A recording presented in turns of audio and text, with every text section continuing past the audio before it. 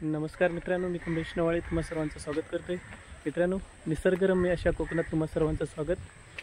मित्रांनो, आज 6 तारीख आहे.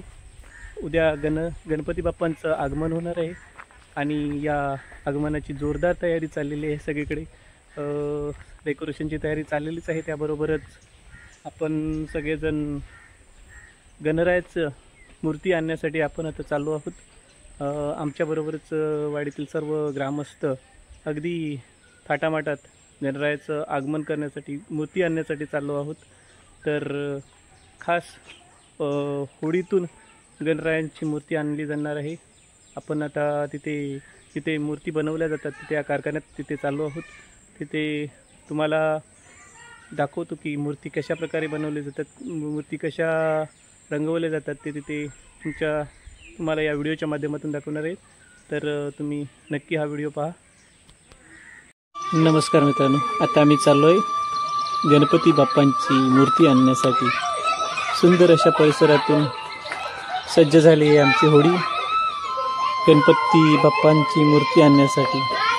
अगदी पारंपरिक पद्धतीने, दरवर्षाच्या पद्धतीने आम्ही मूर्ती आणण्यासाठी चाललो आहे. बघा, सुंदर अशी सजलेली होडी मूर्ती आणण्यासाठी सज्ज झालेली आहे. आज वरुण राजाने थोडी मेहरबानी केली आहे, कारण गणरायाची मूर्ती आणण्यासाठी वरुण राजानेही उसंती घेतली आहे. त्याच्यामुळे सगळे वयोवृद्धापासून अगदी लहान मुलापर्यंत गणरायाची मूर्ती आणण्यासाठी अगदी तयार झालेले आहेत. आपण पाहू शकता, अगदी लहान मुलंही मोठ्या आनंदाने गणरायाची मूर्ती पाहण्यासाठी, मूर्ती आणण्यासाठी तयार झालेले आहेत. अगदी पारंपरिक पद्धतीने गणरायासाठी पाठ म्हणतात त्याला, गणरायाला बसवण्यासाठी पाठ तो तयार घेऊन गणरायांना झाकण्यासाठी शाल, अशा प्रकारे होडीतून आम्ही चाललोय गणरायाची मूर्ती आणण्यासाठी.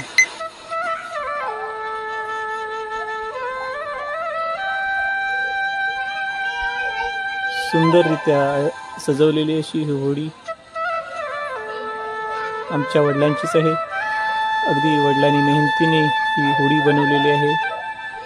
एक समाजसेवा म्हणून, एक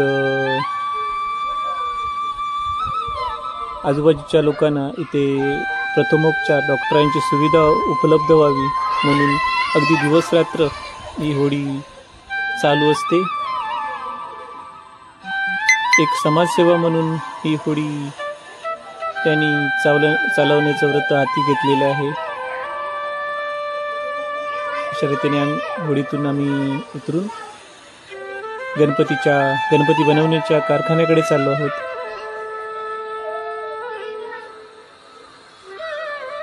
गणरायाचं रूप पाहण्यासाठी जो आनंद असतो, गणरायाचं रूप पाहण्यासाठी जी आतुरता असते, ती अबालवृद्धापासून अगदी लहान मुलांपर्यंत असते. आपण पाहू शकता, हे आमचे काका अगदी 90तले गणरायाचं रूप पाहण्यासाठी, गणरायांना घरी घेऊन जाण्यासाठी अगदी 90 वर्षाचे काकाही इथे आले आहेत. आपण पाहू शकता, अतिशय सुंदर रेखीव अशा मूर्त्या, मातीपासून बनवलेल्या मूर्त्या, साडीच्या मातीपासून बनवलेल्या मूर्त्या, सुंदर अशा मूर्त्या. घडवणारे कलाकार खूपच भाग्यवान आहे की साक्षात गणरायाचं रूप ते त्यांच्या भक्तांच्या मनी असलेलं गणरायांचं रूप मातीच्या साहाय्याने सादर करतात. मित्रांनो, असे कलावंत खूप भाग्यवंत असतात की ज्यांची छंद असतात, ज्यांची जी कला असते ते रोजीरोटीचं माध्यम बनतात. विशेषतः कोकणातील मूर्तिकार असतात, त्यांचं खूप कौतुक केलं पाहिजे की कोणतीही आगाऊ रक्कम न घेता भक्तांच्या मनातील गणराया ते मूर्तीच्या रूपातून साकार करतात, मूर्तीच्या रूपातून बनवत असतात. खरंच त्यांचं कौतुक केलं पाहिजे की अगदी एप्रिल मे पासून त्यांची लगबग सुरू होते. गणरायाचं रूप साकार करण्यासाठी लगबग सुरू होते. मित्रांनो, खरंच अशा लोकांना खूप धन्यवाद दिले पाहिजेत की गणरायाची सुंदर अशी रूपं ते साजरी करतात आपल्यासाठी. अगदी रात्रंदिवस मेहनत करून कोणताही आगाऊ मोबदला न घेता गणरायाचं रूप सादर करतात. आपण पाहू शकता किती सुंदर अशी आखीव रेखीव सुंदर रंगाने रंगवलेली मूर्ती.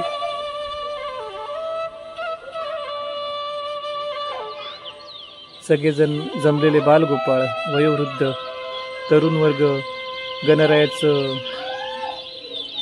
मूर्ती घेऊन जाण्यासाठी आतुरले आहेत. काही हौशी मंडळी जे गणरायांना सजवण्याचा आणखी मूर्ती आकर्षक करण्याचा प्रयत्न करतात, जेणेकरून आपल्या मनातील गणरायाचं रूप साकार होईल. मित्रांनो, कोकणातील जी लोक असतात अगदी पूर्वीपासून गणरायाचं रूप साकार करण्यासाठी रूप पाहण्यासाठी आतुर झालेले असतात. माझे आजोबा सांगत होते की त्यावेळेची गोष्ट होती की एका काळी दुष्काळ पडला होता, घरात खाण्यासाठी अन्न नव्हतं. अशा वेळी गणरायांच्या आगमनाच्या वेळी जेव्हा भातशेती होती, भातशेती जाऊन आजोबांनी तेव्हा थोडीशी म्हणजे तयार झालेलं पीक होतं, ते पिकाचं भात कापून गणरायाच्या आगमनासाठी त्यांनी थोडीशी भात कापून आणलं होतं. पण चमत्कार असा की अगदी 10 दिवस पुरेल, 10 दिवसापेक्षा 15 दिवस पुरेल एवढं धान्य त्या छोट्याशा तुकड्यातून त्यांना मिळालं होतं. तर असा हा देवाचा चमत्कारच म्हणावा लागेल. मित्रांनो, आम्ही आता गणरायाची मूर्ती घेऊन घराकडे चाललो आहे. अगदी पारंपरिक पद्धतीने गणरायाची मूर्ती घेऊन मी चाललो आहे.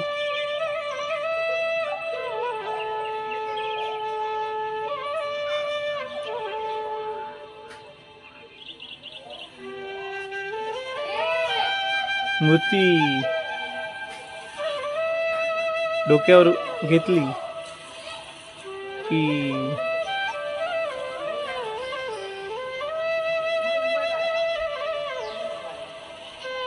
ज्या भावना दाटून येतात त्या खूप सुखकारक असतात.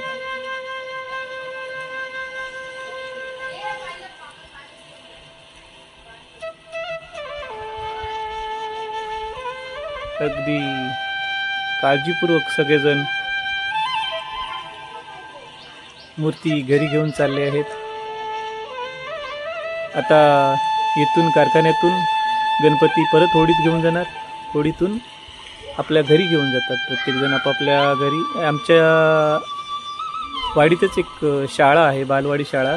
त्या शाळेत आम्ही एकत्र मूर्त्या ठेवतो. आजच्या दिवस एकत्र मूर्त्या ठेवून उद्या प्रत्येकजण आपापल्या घरी पूजनासाठी घेऊन जातील. आपण पाहू शकता बहरलेला हा निसर्ग आणि त्या निसर्गाच्या सानिध्यातून मूर्ती घेऊन जाताना खूप सुखकारक अनुभव आहे. अगदी लहानपणापासून अनुभवलेले हे क्षण आजही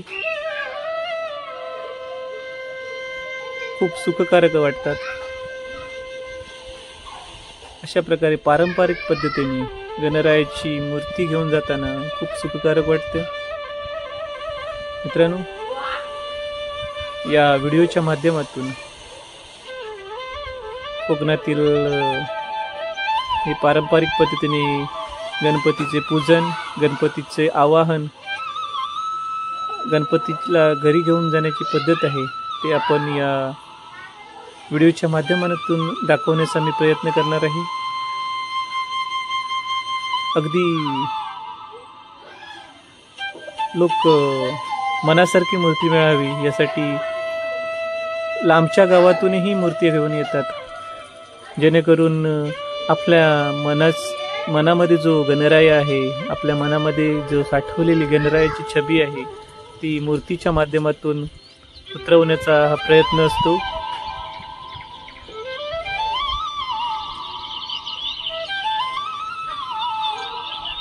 गणरायाचं आगमन हा एक आनंदाचा क्षण आहे. तो क्षण आपल्या प्रेक्षकांना मी दाखवण्याचा प्रयत्न करत आहे.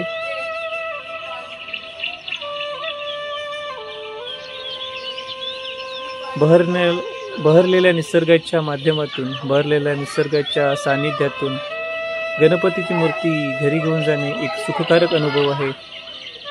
आणि हा अनुभव मी माझ्या माध्यमातून तुम्हालाही देण्याचा प्रयत्न करत आहे.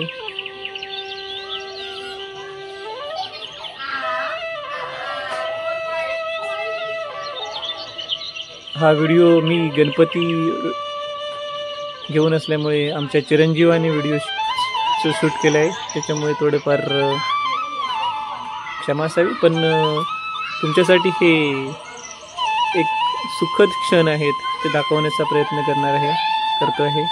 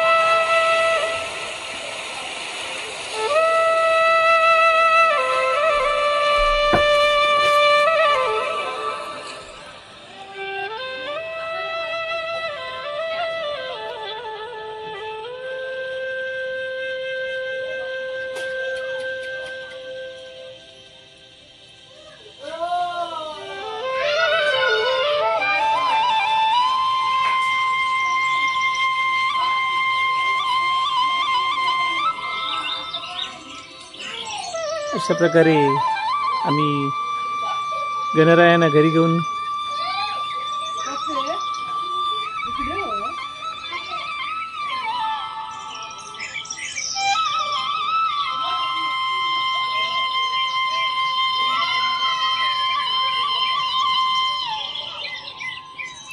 व्यवस्थित होडीतून घेऊन आल्यानंतर आम्ही नजीकच्या बालवाडी शाळेत गणरायाची मूर्ती आजच्या दिवस ठेवणार आहोत.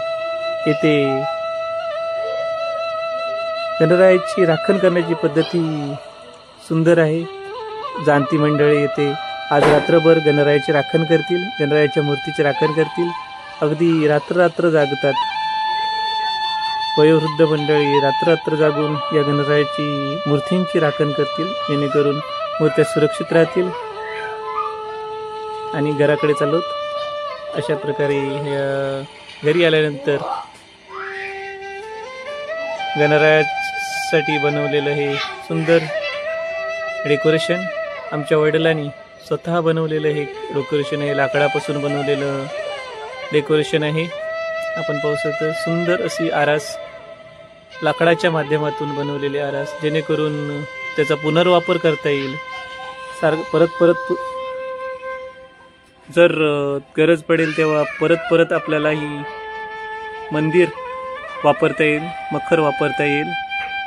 अशा प्रकारे सुंदर वडिलांनी स्वतः मेहनत घेऊन बनवलेले हे मंदिर आहे.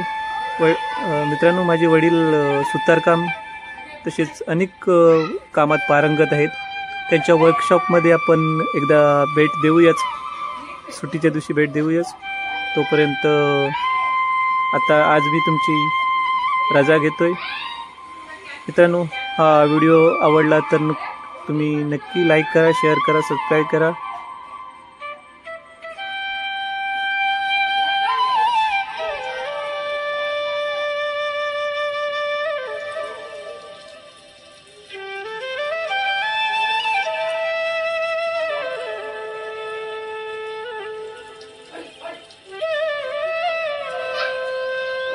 मित्रांनो, या गणेशोत्सवाच्या तुम्हाला खूप खूप शुभेच्छा. चालू झालेल्या या गणेशोत्सवाला तुम्ही घर बसल्या, तुम्ही घरातून आनंद घ्या. मी तुम्हाला व्हिडिओच्या माध्यमातून या गणेशोत्सवाच्या व्हिडिओंचा दाखवण्याचा प्रयत्न करीन. धन्यवाद.